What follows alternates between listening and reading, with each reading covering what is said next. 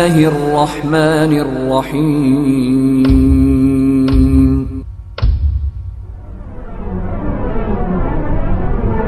ونستعينه ونستغفره ونعوذ بالله من شرور أنفسنا ومن سيئات أعمالنا من يهده الله فلا مضل له ومن يضلل فلا هادي له وأشهد أن لا إله إلا الله وأشهد أن محمدا عبده ورسوله أما بعد فإن خير الحديث كتاب الله وخير الهدي هدي محمد صلى الله عليه وسلم وشر الأمور محدثاتها وكل محدثة بدعة وكل بدعة ضلالة وكل ضلالة في النار.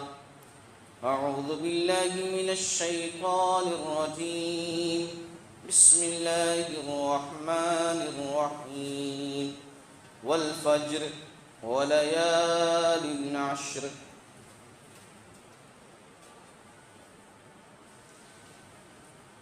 محترم و مکرم و معظم سامعین کرام،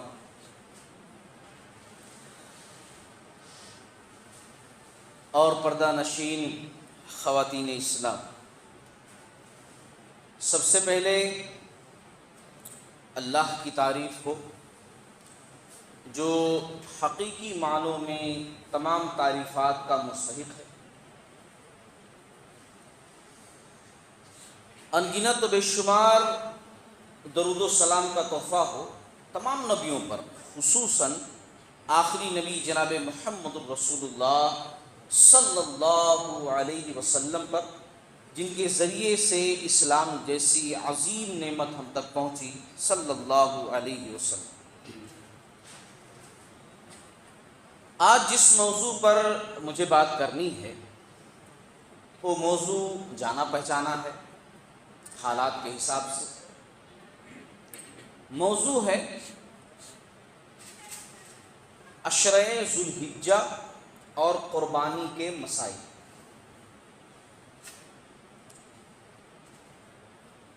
محترم حضرات، اللہ تبارک و تعالی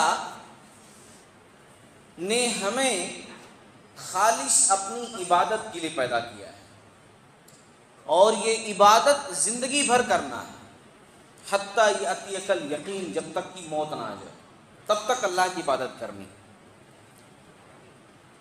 لیکن چونکہ ہماری زندگی کا مقصد اللہ کی عبادت کر کے اس کو راضی کرنا ہے، اس کی قربت حاصل کرنا ہے، جنت میں داخل ہونا ہے، اسی لیے اس ارحم الراحمین نے، اس اللہ رب العالمین نے جس کی ہم عبادت کرتے ہیں، ہمیں کچھ خاص مواقع دیے ہیں کہ ان میں ہم عبادت کر کے اور زیادہ اللہ کے قریب ہو جائیں،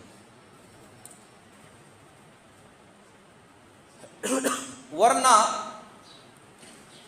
عبادت کرنے سے اللہ کا کچھ فائدہ نہیں ہے۔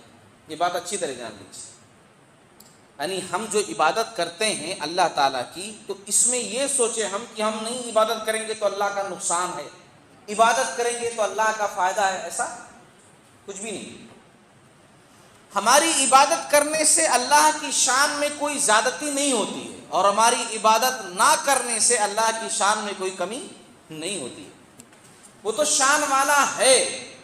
ہم جو عبادت کرتے ہیں، ہمیں جو عبادت کرنے کا حکم دیا گیا ہے، وہ اپنے لیے، ہم اللہ کی نظروں میں قریب ہوتے ہیں، ہم جنت کے قریب ہوتے ہیں۔ جتنی زیادہ عبادت کریں گے، جتنے زیادہ اچھے اعمال کریں گے، اتنے ہی زیادہ جنت کے قریب ہوتے جائیں گے۔ یہ ہم اپنے لیے کرتے ہیں، اس میں اللہ رب العالمین کا کوئی فائدہ نہیں ہے کہ ہم نہیں کریں گے تو اللہ کی شان گھٹ جائے گی، کر رہے ہیں تو اللہ کی شان بڑھ رہی ہے، نہیں، ایسی کوئی بات نہیں۔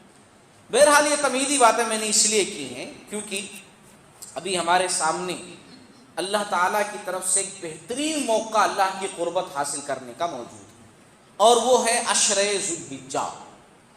ذو الحجہ کے 10 دن، عشرہ مانے 10، ذو الحجہ کے 10 دن، چاند دیکھنے سے لے کر کے عید کی نماز پڑھنے تک 10 دن عشرہ ذو الحجہ، اتنی اہمیت ان کی ہے کہ اللہ تعالیٰ نے قرآن مجید کے اندر ان کی قسم کھائی۔ اللہ نے کہا والفجر، قسم ہے فجر کی، وَلَيَالٍ عَشْرٍ، اور 10 راتوں کی۔ ان 10 راتوں سے مراد مفسرین کا اور صحابہ کرام میں سے بہت سارے لوگوں کا یہی کہنا ہے کہ وَلَيَالٍ عَشْرٍ، ان 10 راتوں سے مراد عشر ذو الحجہ۔ ہاں، عشر ذو الحجہ۔ ایک حدیث سناؤں آپ لوگوں کو۔ اللہ کے نبی صلی اللہ علیہ وسلم نے ارشاد فرمایا کہ دنیا کے تمام ایام کے مقابلے میں، دنیا کے تمام، ہے نا، جو بھی ہم پورا سال گزارتے ہیں، ان تمام دنوں کے بالمقابل یہ 10 ایام عشر ذو الحجہ سب سے زیادہ افضل ہیں۔ اب سوچئے، اگر اس کو کامن عام اس لفظ کو لیا جائے تو یوں سمجھ لیجئے کہ رمضان، ہے نا، اور دیگر جتنے بھی دن گزرتے ہیں تمام دنوں سے افضل یہ عشر ذو الحجہ ہیں، ان میں عبادت کرنا افضل ہے۔ اب سوال کرنے والے نے سوال کر لیا، ایک صحابی نے، یا رسول اللہ صلی اللہ علیہ وسلم، اگر اتنے ہی دن آدمی یہاں عبادت نہ کر کے جہاد میں گزارے تو؟ کیونکہ اس وقت جہاد کا جو دور چل رہا تھا تو اس کے ثواب سے ہر کوئی واقف تھے کہ جہاد کا کتنا ثواب ہے، کہ اس کی ایک مثال تو یہ لے سکتے ہیں کہ جنت کے اندر جب جنتی جائیں گے اور اپنی انعامات دیکھیں گے، کوئی جنت سے واپس نہیں آنا چاہے گا سوائے شہید کے۔ شہید جب اپنی انعامات دیکھے گا نا تو اللہ تعالیٰ سے کہے گا، اللہ تعالیٰ میں آپ سے چاہتا ہوں ایک چیز، کیا؟ وہ یہ کہ ایک بار پھر جانا چاہتا ہوں دنیا میں، پھر شہید ہونا چاہتا ہوں، پھر آنا چاہتا ہوں۔ یعنی اس کو اتنا زیادہ انعام ملے گا، اتنا بڑا درجہ ملے گا۔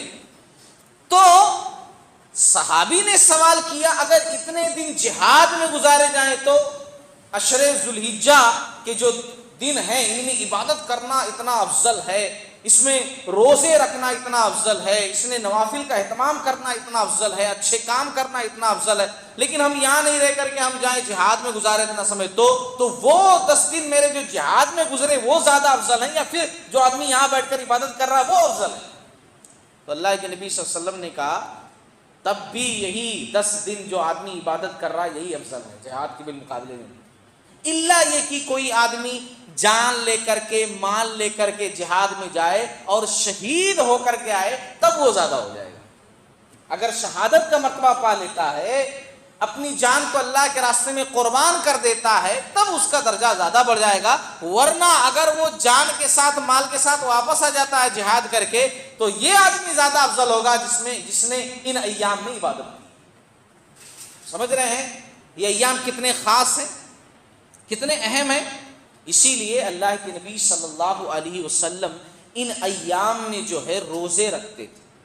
ایک حدیث کے اندر اللہ کے نبی صلی اللہ علیہ وسلم کے تعلق سے موجود ہے، 1 سے لے کر یعنی پہلی ذو الحجہ سے لے کر کے آپ صلی اللہ علیہ وسلم 9 تک روزہ رکھتے تھے، اور انہی روزوں میں عرفہ کا بھی روزہ ہے، عرفہ کا روزہ، اور عرفہ کے روزے کی اسپیشل جو حدیث موجود ہے صحیح مسلم کی، اس کے اندر ہے کہ اللہ کے نبی صلی اللہ علیہ وسلم نے فرمایا کہ مجھے امید ہے کہ اس عرفہ کے روزے کا فائدہ یہ ہوگا، اور اللہ اس کی وجہ سے ثواب یہ دے گا رکھنے والے کو، کہ گزرے ہوئے 1 سال اور آنے والے 1 سال کے گناہوں کا کفارہ ہو جائے گا عرفہ کا روزہ۔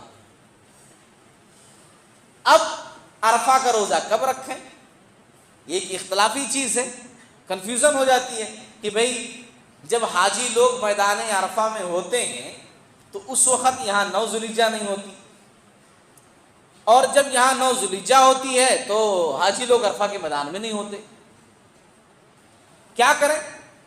تو دیکھو سب سے بہترین حل اس کا یہ ہے، تمام اختلافات سے بچنے کا، مختصر جو میں ذکر کر رہا ہوں، میں پورے اختلافات بھی بتا سکتا ہوں لیکن نہیں، مختصر ان تمام اختلافات سے بچنے کا واحد بہترین حل یہ ہے کہ آپ 2 روزے رکھ لو، اور 2 روزے رکھنا کوئی نئی بات بھی نہیں ہوگی، کیونکہ اللہ کے نبی صلی اللہ علیہ وسلم نے 1 سے لے کر 9 تک رکھا ہے، تو 2 روزے رکھ لو، ہے نا، 8 اور 9 دونوں رکھ لو، 2 روزے رکھ لو، سب سے بہترین، اختلافات سے بچنے کا بہترین طریقہ ہے۔ اور اس کے ساتھ ساتھ ایک عمل اور بھی یہ بھی جان لو کہ ذو الحجہ کا چاند دیکھنے سے لے کر اپنے جانور کو قربان کرنے تک اپنے بال ناخن نہیں کاٹنا ہے، کٹنگ نہیں کروانا ہے، ناخن نہیں کاٹنا ہے، ہے نا,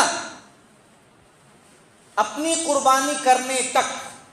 اللہ کے نبی صلی اللہ علیہ وسلم کی حدیث ہے, ذوالحجہ کا چاند دیکھنے سے لے کر قربانی کرنے تک اپنے بال ناخن نہ کاٹے. وہ جو قربانی کا ارادہ رکھتا ہے, جس کو قربانی کرنی ہے, وہ اس پر عمل کرے.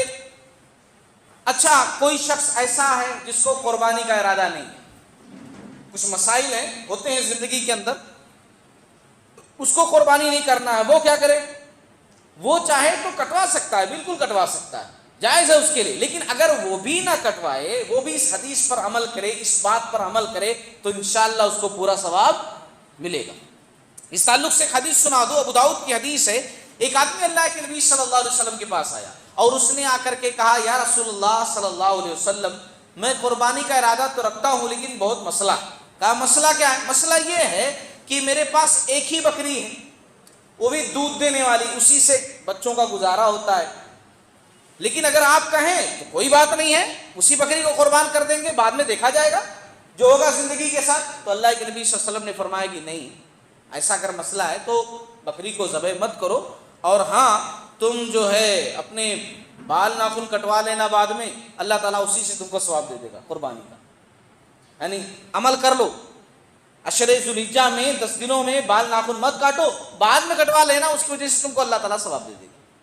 تو کوئی آدمی اگر قربانی نہیں بھی کرنے کا ارادہ رکھتا ہے, پھر بھی عمل کر لے, تو اس کو ثواب انشاءاللہ ضرور دیا جائے گا. اور پہلی ذوالحجہ سے لے کر کے 13 ذوالحجہ کی نماز عصر تک ایک اور اسپیشل کام کرنا ہے. ہاں, صرف 10 دن ہی نہیں, 13 ذوالحجہ کی نماز عصر تک ایک کام اور کرنا ہے, خاص کام. اور وہ کام کیا ہے؟ چاند دیکھنے سے لے کر 13 ذوالحجہ کی نماز عصر تک تکبیرات پڑھنی ہے. ہاں, ان ایام میں اللہ تعالیٰ کی تسبیح, اس کی تحلیل, اس کی تحمید بیان کرنی ہے. ہاں, اللہ کی عظمت, اللہ کی وحدانیت کو بلند آواز سے بیان کرنا ہے نا, تکبیرات کہنا ہے. عبداللہ بن عمر رضی اللہ تعالیٰ عنہ اور ابو ہریرہ رضی اللہ تعالیٰ عنہ ان ایام میں بازار میں نکل جاتے ہیں. حالانکہ بازار میں عام طور سے جانا کوئی اچھا کام نہیں ہے, یہ آدمی یوں ہی گھومنے کے لیے زیادہ جائے, لیکن صحابہ کرام نیکیاں کمانے کے لیے جاتے تھے. یہ دونوں جاتے تھے اور زور زور سے تکبیرات کہتے تھے, بلند آواز سے تکبیرات کہتے تھے, یہاں تک کہ ان کی تکبیرات سن کر کے دکان والے بھی کہنا شروع کر دیتے مارکیٹ میں, اور جو لوگ ہیں وہ لوگ کہنا شروع کر دیتے. نتیجہ کیا ہوتا کہ پوری جو ہے فضا تکبیرات سے گونج اٹھتی تھی.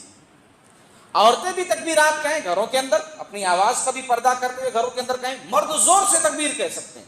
ہمارے پاس کیا ہے معلوم کہ تکبیرات جو ہے وہ امام صاحب کو لگا دیتے ہیں کہ ہر فرض نماز کے بعد جب بھی جیسے ہی سلام پھیرو نا, بلند آواز سے تکبیر کو, تاکہ سب کو یاد آ جائے. سلام پھیرنے کے فوراً بعد تسبیحات پڑھنی رہتی جو سنت. تسبیحات کے بعد ہاں اگر امام کہتا ہے اچھی بات ہے, آپ کی یاد دہانی کے لیے بڑی اچھی بات ہے, لیکن آپ کو بھی یاد رکھنا چاہیے, ہے نا, کہ بس صرف نماز کے بعد جیسے ہی امام صاحب سلام پھیرے تکبیرات کہے, اس کے بعد آپ بھی 4 مرتبہ 5 مرتبہ کہہ لو, اس کے بعد چلو الحمدللہ ہو گیا, گھر کو نکل لو. ایسا نہیں ہے. عشرے ذوالحجہ کے اندر تکبیرات کہتے رہنا ہے, کہتے رہنا ہے, کہتے رہنا. اس کی کوئی ٹائم نہیں ہے کہ نماز کے بعد صرف ذکر و اذکار کے طور پر آپ کہہ لو. کہتے رہنا ہے عشرے ذوالحجہ میں بھی, اور 13 ذوالحجہ کی نماز عصر تک کہتے رہنا ہے, کہتے رہنا ہے تکبیرات کو. یہ اصل چیز ہے, لیکن اس کو ہم بھولتے جا رہے ہیں. چلیے, بات بڑی لمبی ہوتی جا رہی ہے, مختصر انداز سے میں جو ہے قربانی کے مسائل رکھ دیتا ہوں. عشرے ذوالحجہ کے بارے میں پتہ چل گیا, اس کی فضیلت کیا ہے, اس کی اہمیت کیا ہے, کیا کرنا ہے. قربانی جو ہے ہم کو ضرور کرنی چاہیے. قربانی سنت موقدہ ہے, وہ سنت ہے جس کو اللہ کے نبی صلی اللہ علیہ وسلم نے کیا ہے نا, تو کرنا چاہیے. اللہ کے نبی صلی اللہ علیہ وسلم نے حدیث کے اندر کہا, جو طاقت رکھنے کے باوجود قربانی نہیں کرتا ہے وہ ہماری عیدگاہ میں نہ آئے. حالانکہ اللہ کے نبی صلی اللہ علیہ وسلم بڑے نرم دل تھے, لیکن جہاں شریعت کی خلاف ورزی ہوتی تھی وہاں سختی سے بولتے تھے کہ جو طاقت رکھنے کے باوجود قربانی نہیں کرتا ہے تو ایسا شخص جو ہے ہماری عیدگاہ میں بالکل بھی نہ آئے. ایک حدیث کے اندر اللہ کے نبی صلی اللہ علیہ وسلم نے ارشاد فرمایا, ابو داؤد کی حدیث ہے, ابن ماجہ کی حدیث ہے, اے لوگوں, ہر گھر والوں پر ہر سال ایک قربانی ضروری ہے, ایک قربانی ضروری ہے۔ اچھا، قربانی کے تعلق سے ایک بات میں اور بھی ذکر کر دوں کہ عام طور سے جب بھی قربانی کے ایام آتے ہیں تو لوگ یہ سوال ضرور اٹھاتے ہیں کہ کیا ایک جانور میں سارے گھر والے قربانی کر سکتے ہیں؟ ہاں بھائی، کر سکتے ہیں، کر سکتے ہیں اگر آپ کے پاس استطاعت ہے، الحمدللہ اللہ نے دیا ہے، تو افضل، بہتر، اولا یہ ہے کہ آپ سب کی طرف سے قربانی دو۔ اللہ نے آپ کو نوازا ہے، بے شک دو، الحمدللہ، اچھی بات ہے، اس سے منع نہیں ہے۔ لیکن کوئی شخص اگر ایک ہی جانور سارے گھر والوں کی طرف سے قربان کرنا چاہے تب بھی کر سکتا ہے۔ پہلے صحابہ کرام کے دور میں جوائنٹ فیملی نہیں ہوتی تھی، سب کا الگ الگ پریوار ہوتا تھا، ہے نا، الگ الگ۔ تو ایسا حدیث کے اندر موجود، ابو داؤد کی حدیث ہے، صحیح بخاری کے اندر بھی اس عنوان سے آپ کو حدیث ملے گی، ہے نا، اس مفہوم سے۔ ابو ایوب انصاری رضی اللہ تعالیٰ عنہ جو میزبان رسول ہیں، وہ خود ان کا قول موجود ہے حدیث کے اندر کہ ایک جانور سارے گھر والوں کی طرف سے آدمی قربان کرتا تھا رسول اللہ صلی اللہ علیہ وسلم کے دور میں۔ پھر وہ کہتے ہیں کہ ہم خود بھی کھاتے تھے، دوسروں کو کھلاتے تھے۔ بعد میں لوگوں کے اندر ریاکاری آ گئی، ہے نا، ریاکاری کی وجہ سے تم اتنا کر رہے ہیں نا، ہم اتنا کریں گے، تم اتنا کر رہے ہو تو ہم اتنا کریں گے۔ جیسے آج کل ہوتا ہے نا، تم اتنے کا بکرا لے کر آئے، ٹھیک ہے میں اس سے مہنگا لے کر آؤں گا، تم اتنے کا جانور لے کر آئے، ٹھیک ہے کل لا کر کے میں اس سے مہنگا جانور کھڑا کروں گا۔ تو ایسا کرنے سے صرف آپ کو گوشت کھانا ملے گا، بس کبابا آپ کھا لو، بریانی بنا کے کھا لو، ہے نا، ثواب آپ کو نہیں ملے گا، کیونکہ ثواب تو انما الاعمال بالنیات، جیسی آپ کی نیت ہوگی ویسا آپ کو ثواب ملے گا، ہے نا۔ اللہ تعالیٰ کو جانور کا خون نہیں پہنچتا، گوشت نہیں پہنچتا ہے، بلکہ اللہ تعالیٰ کو کیا پہنچتا ہے؟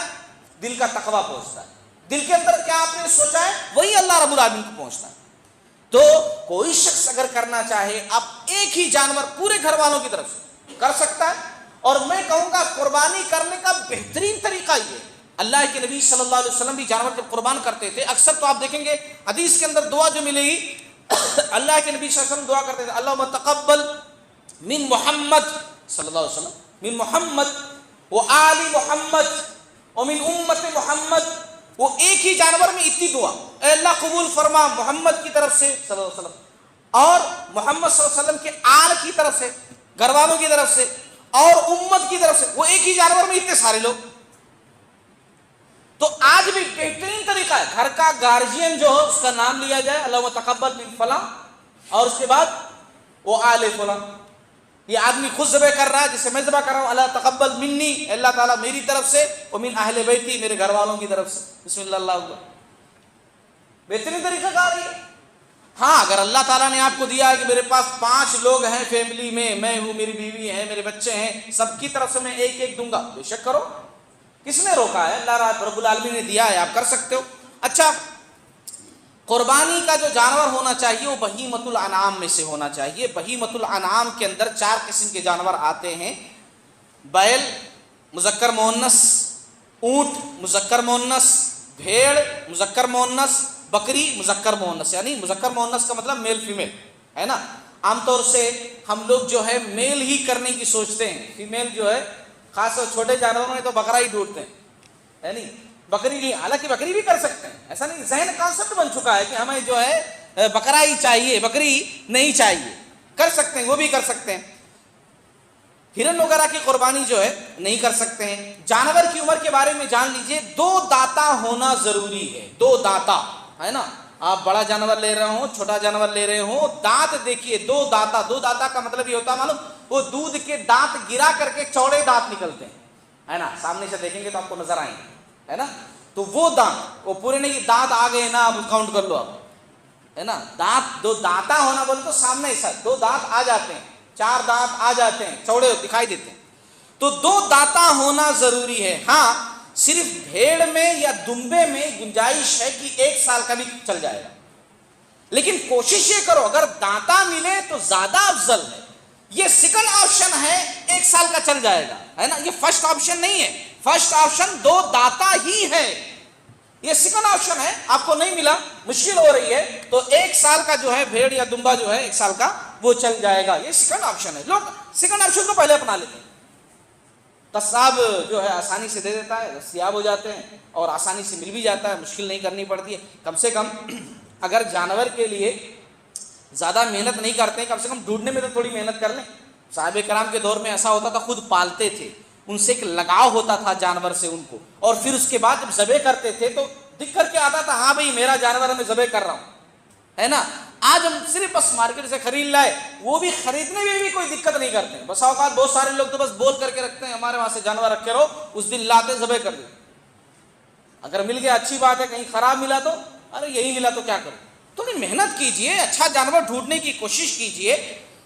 قربانی کے اندر جو جانور استعمال کیے جاتے ہیں ان کے اندر یہ عیب نہیں ہونا چاہیے، جانور پھینگا نہیں ہونا چاہیے، یعنی آنکھ کے اندر کوئی فالٹ نہیں ہونا چاہیے، آنکھ بہ چکی ہو، مکمل آنکھ سفید ہو جائے، اندھا ہو، جانور کے آگے ہاتھ وغیرہ پھرا لیجئے، دیکھ لیجئے، ہے نا، محسوس ہو جائے گا۔ ایسا جانور نہیں ہونا چاہیے آنکھ باہر نکلی ہوئی ہو۔ اسی طریقے سے بہت بیمار ہو، کمزور ہو چکا ہو، ہڈیوں میں گودا نہ ہو، بخار ہو، کھانا پینا بند کیا ہوا ہو، اور اس کے اسکن خراب ہو، یا گہرا زخم ہو جس کی وجہ سے اس کی صحت خراب ہو گئی ہو، ایسا جانور بالکل بھی نہیں چلے گا قربانی کے لیے۔ جانور لنگڑا ہو، لنگڑا پر ظاہر ہو، انتہائی کمزور ہو، ہڈیوں میں گوشت نہ ہو، ایسے جانور استعمال نہیں کیے جا سکتے ہیں۔ کان کٹا ہوا ہو، سینگ ٹوٹا ہو، خارش زدہ ہو، تھن کٹے ہوئے ہوں۔ البتہ خصی جانور کی قربانی کر سکتے ہیں، خصی جانور کی قربانی کر سکتے ہیں۔ اللہ کے نبی صلی اللہ علیہ وسلم کے تعلق سے آتا ہے، ابن ماجہ کی حدیث ہے، ابو ہریرہ رضی اللہ تعالیٰ عنہ کہتے ہیں رسول اللہ صلی اللہ علیہ وسلم جو قربانی کا ارادہ فرماتے، دو بڑے بڑے موٹے تازے سینگ والے چتکبرے خصی میڈے خرید کر لے کر آتے، ان کی قربانی کرتے۔ تو خصی جانور کی قربانی کر سکتے ہیں۔ اسی طریقے سے حاملہ جانور کی بھی قربانی کر سکتے ہیں، حاملہ جانور کی قربانی بھی کر سکتے ہیں، اور اس کے پیٹ کے اندر جو بچہ ہے اس کو الگ سے ذبح کرنا ضروری بھی نہیں ہے، اس کی ماں کا ذبح کرنا، اس کا ذبح کرنا ہے۔ آدمی کو اگر کراہت محسوس نہ ہو تو کھا سکتا ہے، نہیں کھانے کا دل ہے تو نہ کھائے، لیکن جائز ہے۔ اسی طریقے سے بڑے جانور میں 7، ہاں اونٹ وغیرہ اگر آپ ذبح کر رہے ہیں تو اونٹ میں 10 لوگ شریک ہو سکتے ہیں، حصے کی جہاں تک بات ہے۔ اور جو اللہ کے نبی صلی اللہ علیہ وسلم کی حدیث میں بتاتی ہے کہ اللہ کے نبی صلی اللہ علیہ وسلم سفر میں تھے، عبداللہ بن عباس رضی اللہ تعالیٰ عنہ روایت کرتے ہیں، اس موقع پر 10 لوگ شریک ہوئے ہیں اونٹ کے اندر، تو شریک ہو سکتے ہیں۔ ایک حدیث صحیح بخاری کی ملتی ہے، غالباً 5559 کی حدیث ہے، حدیث نمبر جو میں نے ذکر کی۔ اما عائشہ رضی اللہ تعالیٰ عنہ کہتی ہیں اللہ کے نبی صلی اللہ علیہ وسلم نے ایک بڑے جانور میں جو ہے پورے گھر والوں کی طرف سے قربانی کی، آپ صلی اللہ علیہ وسلم کی بیویاں، آپ صلی اللہ علیہ وسلم، ہے نا، تمام لوگ، وہ ایک ہی جانور کے سے تمام لوگوں کی قربانی اللہ کے نبی صلی اللہ علیہ وسلم نے دی ہے۔ اسی طریقے سے ایک سوال جو اکثر آتا ہے، میں جلدی جلدی باتوں کا ذکر کر رہا ہوں وقت کم ہونے کی وجہ سے، میت کی طرف سے قربانی کرنا ہر سال، حالانکہ ہر سال یہ بات بتائی جاتی ہے، ہر سال ذکر کی جاتی ہے، مگر ہر سال پھر بھی یہی سوال آتا، میت کی طرف سے قربانی کرنی، مرنے والے کی طرف سے قربانی کرنی۔ بھائی میں کہوں گا کہ سب سے پہلے تو زندوں کی فکر کرنی چاہیے، مردوں کی بعد میں فکر کرنی چاہیے، سب سے پہلے زندوں کی فکر کرنی چاہیے۔ میت کی طرف سے آپ قربانی دے سکتے ہیں، میں سیدھے سیدھے کہتا ہوں قربانی دے سکتے ہیں، لیکن وہ قربانی نہیں، صدقے کا ثواب ہوگا۔ کس کا ثواب؟ میت کی طرف سے قربانی نہیں ہوتی، میت کی طرف سے کیا ہوتا ہے؟ صدقہ ہوتا ہے، صدقہ، صدقہ آپ نے صدقہ، اور صدقہ کبھی بھی دے سکتے ہو آپ۔ صدقہ دینے کے لیے خاص ٹائم کا ہونا ضروری نہیں ہے، جبکہ قربانی دینے کے لیے خاص ٹائم ہوتا ہے، قربانی کے مخصوص ایام ہوتے ہیں، ایک سپریٹ ٹائم ہوتا ہے کہ انہی دنوں میں قربانی ہم دے سکتے ہیں، باقی دنوں میں قربانی دینا چاہیں تو نہیں دے سکتے ہیں، لیکن صدقہ کبھی بھی آپ دے سکتے ہو۔ ہاں ایک طریقہ یہ ہے کہ جیسے اللہ کے نبی صلی اللہ علیہ وسلم کیا کرتے تھے کہ اے اللہ تعالیٰ قبول فرما، اللہ تقبل من محمد و آل محمد و من امت محمد، اس سے دلیل لی جا سکتی ہے کہ بھی امت کے اندر زندہ مردہ تمام لوگ شریک ہیں، تو اللہ کے نبی صلی اللہ علیہ وسلم نے اپنی قربانی میں شامل کیا مردوں کو، آپ بھی شامل کر لو۔ اللہ تعالیٰ میری طرف سے، میرے تمام گھر والوں کی طرف سے جو زندہ مردہ کوئی بھی ہوں، آپ بھی شامل کر لو، لیکن سپریٹ میں مخصوص فلاں صاحب جن کا انتقال ہو چکا ہے، والد والدہ، ان کے نام سے قربانی دوں گا تو وہ قربانی نہیں ہوتی ہے، وہ دراصل صدقہ ہوتا ہے، آپ کاٹ کر پورا تقسیم کر دو۔ اور میں کہوں گا یہ صدقہ آپ کبھی بھی دے سکتے ہو، قربانی کے ایام میں دینا ضروری نہیں ہے۔ یہاں کنفیوژن کے لیے ایک بات میں کہہ دوں کہ یہ جو دلیل ملتی ہے نا کہ علی رضی اللہ تعالیٰ عنہ کی حدیث ہے کہ اللہ کے نبی صلی اللہ علیہ وسلم نے مجھے حکم دیا تھا کہ میں 2 میڈھے ہر سال آپ صلی اللہ علیہ وسلم کے نام سے قربان کروں، اس لیے 2 میڈھے ہر سال میں رسول اللہ صلی اللہ علیہ وسلم کے نام سے قربان کرتا ہوں۔ تو اس سے معلوم ہوا کہ جو ہے میت کی طرف سے قربانی دے سکتے ہیں، ہے نا۔ جو لوگ میت کی طرف سے قربانی دینے کے جواز کا فتویٰ دیتے ہیں وہ یہی دلیل پیش کرتے ہیں۔ حالانکہ یہاں پر ایک جو ہے کنفیوژن والی بات ہے کہ رسول اللہ صلی اللہ علیہ وسلم کو مردہ بھی نہیں مانتے ہیں اور پھر یہاں میت کی طرف سے قربانی دینے کی دلیل بھی پکڑ رہے ہیں۔ بات سمجھ میں آ رہی ہے؟ رسول اللہ صلی اللہ علیہ وسلم دنیا سے رخصت ہو چکے، قبر کے اندر زندہ ہیں، کیسے وہ اللہ کو معلوم ہے، یہ ہمارا عقیدہ ہے رسول اللہ صلی اللہ علیہ وسلم کے بارے میں، بات اچھی طرح جان لیجیے۔ لیکن دنیاوی اعتبار سے رسول اللہ صلی اللہ علیہ وسلم کا انتقال ہو چکا ہے، آپ صلی اللہ علیہ وسلم وفات پا چکے ہیں، اور قرآن مجید کے اندر ایسے الفاظ موجود ہیں وفات کے، موت کے، ہے نا۔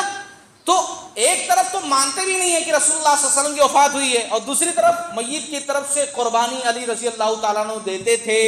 کیا دلیل ہے؟ رسول اللہ صلی اللہ علیہ وسلم کے نام سے دیتے تھے، اور چونکہ رسول اللہ صلی اللہ علیہ وسلم وفات پا چکے ہیں اسی لیے ہم بھی میت کی طرف سے قربانی دے سکتے ہیں۔ تو یہ حدیث جو میں ذکر کر دوں، اس کے اندر خاص طور سے 2 راوی شیخ ابو الحسنہ اور عبداللہ بن شریک، یہ 2 راوی ایسے ہیں جو مجہول ہیں، یعنی جن کا عطا پتہ نہیں، خالی نام ہے بس، کون ہے صاحب کچھ نہیں پتا۔ اور جب کڑی کے اندر ایسے نام آ جائے جن کے بارے میں کچھ نہیں پتا ہے تو وہ روایت سند کے اعتبار سے ضعیف ہوتی ہے، ایکسپٹ نہیں ہوتی ہے نا، اس کو نہیں مانا جاتا ہے۔ قربانی کا وقت ہم سب اچھے طریقے سے جانتے ہیں کہ قربانی کا وقت عید کی نماز پڑھنے سے پہلے ہی ہے۔ اچھا ایک چیز اور بھی یہاں پر میں ذکر کر دوں، بات ذہن کے اندر آئی،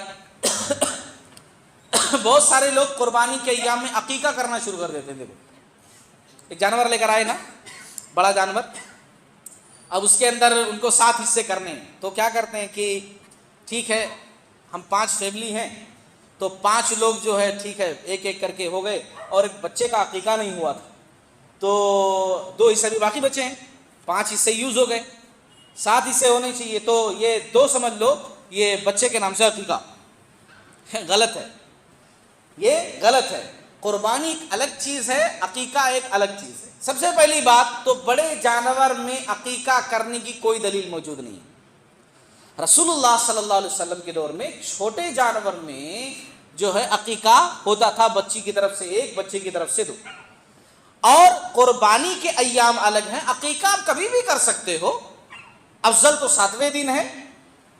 عقیقے میں قربانی کے جانور کے جو رولز ہوتے ہیں وہ عقیقے میں استعمال نہیں ہوتے، جبکہ قربانی کے جانور کے لیے ایک رولز ہے، بھائی ایسا ایسا ہونا چاہیے، ان عیوب سے پاک ہونا چاہیے، اور عقیقے کے جانور میں ایسے کوئی رولز نہیں ہیں۔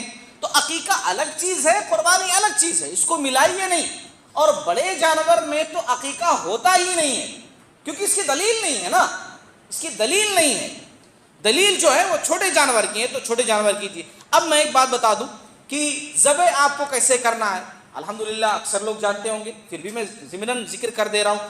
چھری وغیرہ اچھے طریقے سے تیز کر لیجئے، جانور کے سامنے مت تیز کیجیے، ہے نا، آزو بازو کہیں تیز کر لیجئے، ایک جانور کے سامنے دوسرے جانور کو ذبح مت کیجیے، تکلیف مت پہنچائیے۔ اسلام کے اندر احسان کرنا ہے، احسان کا مطلب ہر کام کو اچھے طریقے سے کرنا ہے، غلط طریقے سے نہیں کرنا ہے۔ اللہ کے نبی صلی اللہ علیہ وسلم نے ایک بندے کو دیکھا، بکری کو لٹائے ہوئے ہے، گردن پر پیر رکھے ہوئے ہیں، اب پتھر لے کر کے گھس رہا چھری کو، بکری بیچاری دیکھ رہی ہے ایسا، ہے نا، تو یہ غلط طریقہ ہے۔ اب بہت سارے لوگ ایسے ہوتے ہیں، معلوم ابھی تک جانور بدھا ہوا ہے، ابھی 15 منٹ 20 منٹ کے بعد اس کو ذبح کیا جائے گا، ٹھیک ہے، اس سے پہلے آپ پانی وغیرہ پلا دو، اچھی بات ہے، لیکن کیا کرتے ہیں معلوم، اس کو پانی وانی کچھ بھی نہیں دکھاتے، اس کے سامنے پانی نہیں دیتے۔ جب ذبح کرنا ہوتا، میں نے دیکھا ہے اپنی ریئل اپنی آنکھوں سے، جب ذبح کرنا ہوتا تو پٹک کر کے اس کو منہ میں پانی ڈال دو، منہ کھول کر کے، یعنی گرا دیے، منہ کھول کر کے زبردستی پانی ڈال رہے ہیں، اب پانی ڈال رہے ہیں، تو یہ تو ظلم کرنا ہو گیا جانور کے ساتھ۔ جانور کو قبلہ رخ لٹائیے، لیفٹ سائڈ میں ایسا قبلے کی طرف، ہے نا، اور پھر اس کے بعد چھری تیز ہو تاکہ اس کو تکلیف نہ ہو کہ آپ کند چھری لے لے، تیز نہ ہو، رگڑتے رہتے کر کے، میرا کیا جاتا ہے، کٹیں گی کبھی نہ کبھی، ہے نا، ایسا نہیں ہے، تیز چھری ہو فوراً کٹ جائے، اور جانور کو فوراً چھوڑ نہ دیں۔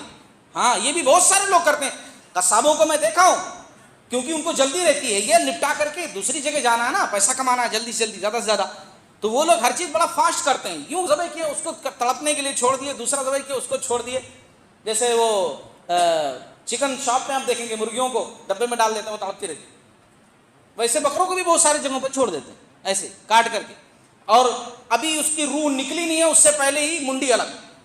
کیوں؟ اتنا انتظار کریں گے تو ٹائم ویسٹ ہوگا نا، ان کو دوسری جگہ بھی جانا ہے، کیونکہ بندہ باہر بائک لے کر کھڑا ہوا ہے کہ جیسے ہی ادھر ختم ہوگا مجھے اپنے گھر لے کر کے جانا ہے، تو ان کو جلدی رہتی ہے.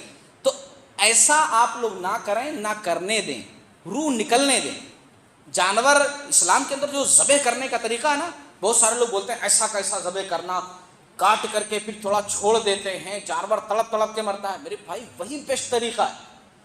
جب جانور سکڑتا ہے اور پیر پھیلاتا ہے، جو نس ہے نا سکڑتی ہے پھیلتی ہے، اس سے اس کے جسم کے جو خون ہوتے ہیں وہ سب باہر نکل جاتے ہیں، گوشت بہترین ہو جاتا ہے.